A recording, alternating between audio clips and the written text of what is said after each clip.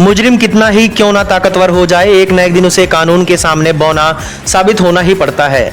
ऐसा मौदहा हमीरपुर के गांव परछा के 3 अपराधियों के साथ मौदहा पुलिस ने कर दिखाया, जब पुलिस ने गैंगस्टर एक्ट के 3 अभियुक्तों मोइनुद्दीन उर्फ जम्मू, शरफुद्दीन उर्फ बुद्धू तथा आफ्ताब की मौदहा पुलिस ने करोड़ों की संपत्ति कुर्क कर दी।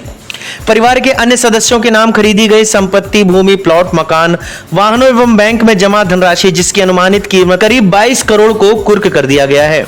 अभियुक्त मोइनुद्दीन उर्फ जुम्मू गैंग लीडर है, जो अपने सक्रिय सदस्यों सरफुद्दीन उर्फ बुद्धू व आफ्ताब के साथ संगठित गिरोह बनाकर अवैध तरीके से गरीब एवं जरूरतमंद व्यक्तियों को भारी ब्याज पर पैसा उधार देकर और लोगों को डरा धमकाकर बलपूर्वक लोगों की जमीन, मकान को जबरदस्ती अपने नाम लिखवाकर अवैध तरीके से विक्रय करते हैं और लोगों से रंगदारी मांगते हैं एवं मारपीट जैसी घटना आए दिन कर अकूत संपत्ति एकत्र किए हुए हैं। पुलिस अधीक्षक दीक्षा शर्मा ने खुलासा करते हुए बताया, आज जनपद हमीरपुर में जनपद स्तर पर चिन्हित भू माफिया मोइनुद्दीन और उसके गैंग के अन्य सदस्यों की गैंगस्टर एक्ट की धारा 14(1) के तहत कुल 21 करोड़ 90 लाख की संपत्ति कुर्क की जा रही है। इसमें इसके 51 हेक्टेयर जमीन, 16 मकान, 10 वाहन और कुछ बैंक में जमा धनराशि शामिल है।